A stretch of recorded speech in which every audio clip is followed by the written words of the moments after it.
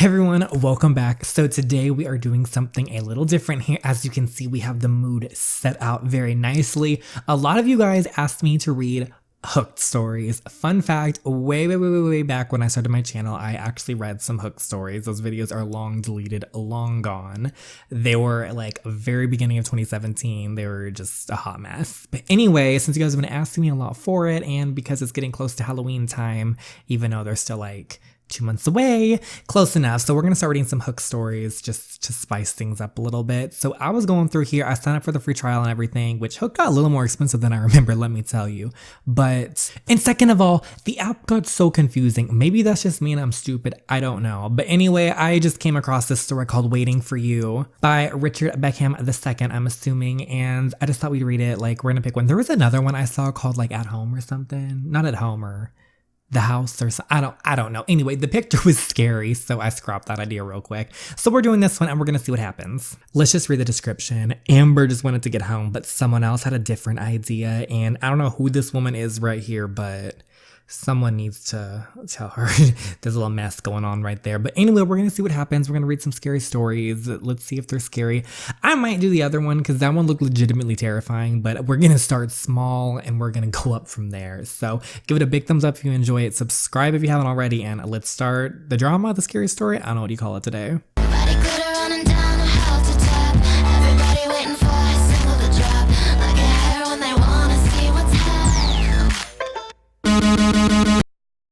Oh my gosh. Okay, first of all, okay, so this thing like does auto things now. I think I stopped it. So, Mom, can you come and get me? Are you still at Erica's? No, I'm walking home. I told you not to walk home from there. It's dangerous. That's why I need a ride.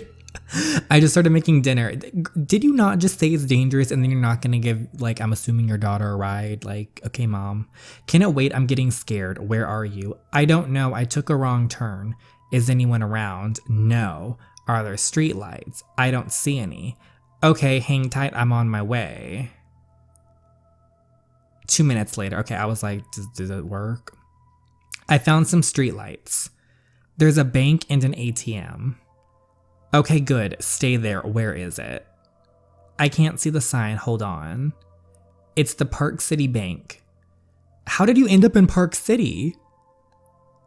I don't know, I was walking for a while before I texted you. Hold on, let me pull over and figure out the fastest way to get to you. 2 minutes later. Okay, looks like there's just one Park City Bank. I'm heading over there now. Can you hurry? I'm scared. Do you still have that mace in your purse? Yes. Good, take it out and have it ready. I'll be there soon. I think there's somebody watching me. What? Just stay in the lights. What if they come over here? Find a wall so they can't sneak up behind you. Okay. Mom, you need to hurry. I'll be there soon. 5 minutes. This is so like dramatic. I'm here now. Well, where is Amber? Where are you? I'm hiding by the A-team. Oh, I don't trust this. Honey, I want you to run to the car right now. I don't think anyone else is here. What kind of sketchy area is this? But in case someone is, I should stay in the car. Mom is like, I'm not getting out. No. Amber, why aren't you running to the car? I don't see your car. What? I'm right here waiting. Can't you see me? No, can you come over? Amber was snatched. I don't trust this one bit. Mom, where? By the ATM. I dropped something. This is sketchy. Can you help me look for it? No. What did you lose? My wallet. Who cares? Just how did you lose your wallet? I don't know. Do you still think someone is there? No, but now I need to find my wallet. No, because that person just killed Amber and that's texting you right now. Mom, be smarter. Can you come over here? No. Amber's mom gets out of her car and slowly starts walking towards the ATM. No. I can't find you. Can't you hear me calling? No. Where are you? By the ATM, like I said. I'm right next to the ATM and I don't see you. Wait. Did you hear that? Hear what? I think I just heard somebody talking. Did you hear it? No. Where is this? It was definitely a voice. What did it sound like? It sounded like a man talking. I didn't hear anything. There, I just heard him again. I don't hear anything. Now I see a van. Where? Just behind the hedges. I don't see a van. Well, I do. Come on and let's go. Amber's mom dashes back to her car and quickly locks herself inside the smart decision. We'll get your wallet tomorrow. Get in the car. I think I found it. Good, now come on. I see something moving in the hedges. Is that you? Amber, is that you? Amber's mom gets out of the car thinking she sees her daughter. Oh no. No, Amber, come here now. Oh my God.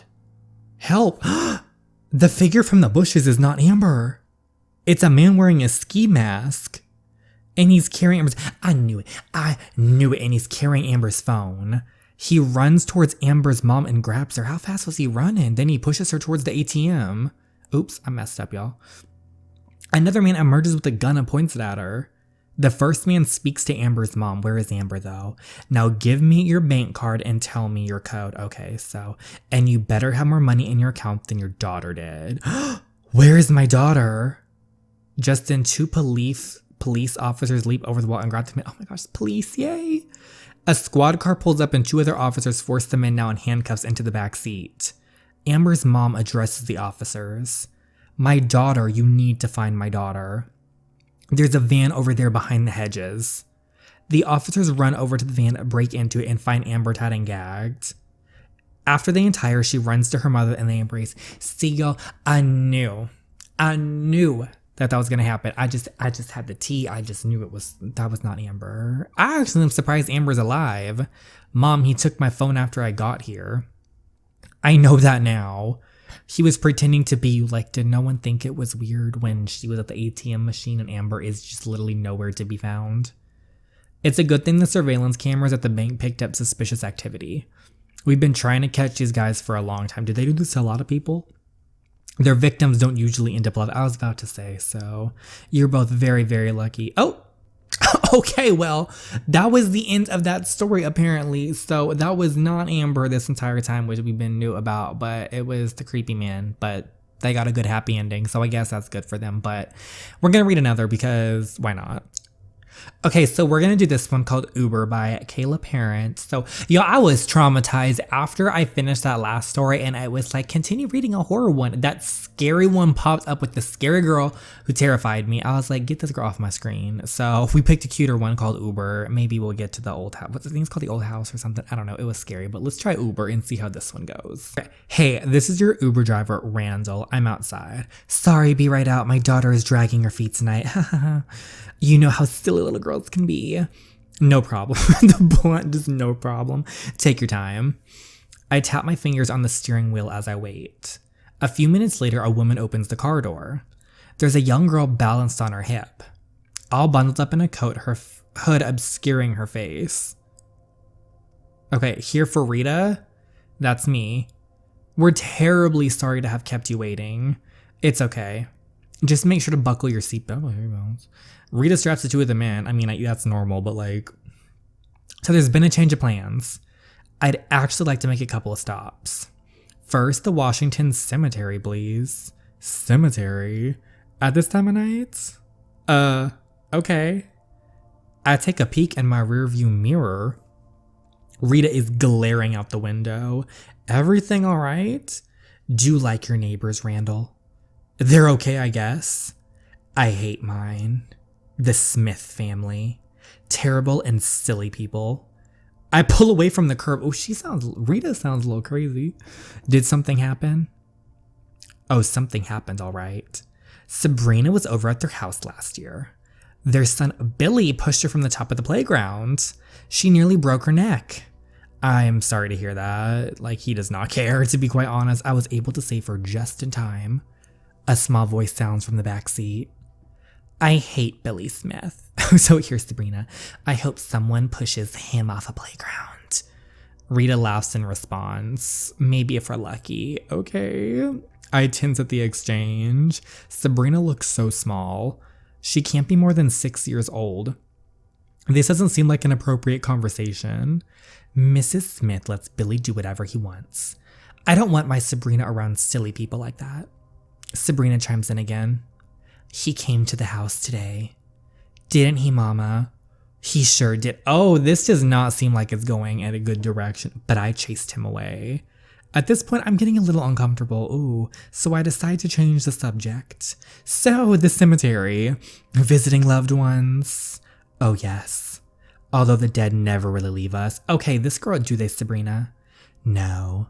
The dead are always with us. Okay, first off, I don't trust that. She is scary. No, I'm more than uncomfortable. I'm creeped out. When I pull up to the cemetery, oh, he is not getting paid enough for this. Rita gets out, Sabrina perched on her hip. Be right back. I watch them walk away. They're gonna go summon something. Rita returns 15 minutes later. Sabrina is nowhere in sight. I roll down the window. Where's your daughter? Rita jumps and laughs at the same time. Oh, silly me.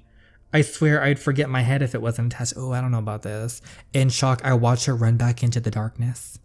Did she just leave her daughter out in the freezing cold? This family is crazy. Sabrina and Rita scare me. She returns seconds later with Sabrina in her arms. I clench the steering wheel as they both get back in the car. This dude needs to we need to get them to their destination and call it a day. So where to next? The nearest convenience store, please. You got it. Just what kind of candy should we get, Sabrina? Chocolate. Lots and lots of chocolate. They're up to no good. Good thinking. You know who likes chocolate? Billy Smith. But he's not going to get any, is he? Sabrina laughs in a small maniacal voice. No chocolate for Billy. I quickly pull into the nearest 7-Eleven. Well, we need to you need to dial the police. Rita gets out right away. Before she walks off, she leans into the open backseat window. Remember what mommy told you. What? Remember what mommy told you? No talking to strangers. What? Oh, I'm dumb. Just telling Sabrina that. I finally come in odd. And I start to wonder if I should call the police. What if Sabrina needs my help? I think she's crazy. I take a deep breath and soften my voice. Are you okay back there, Sabrina? Ooh, Mama said don't talk to strangers, and Randall is a stranger, so I would not have tried anything. No response. You must be tired.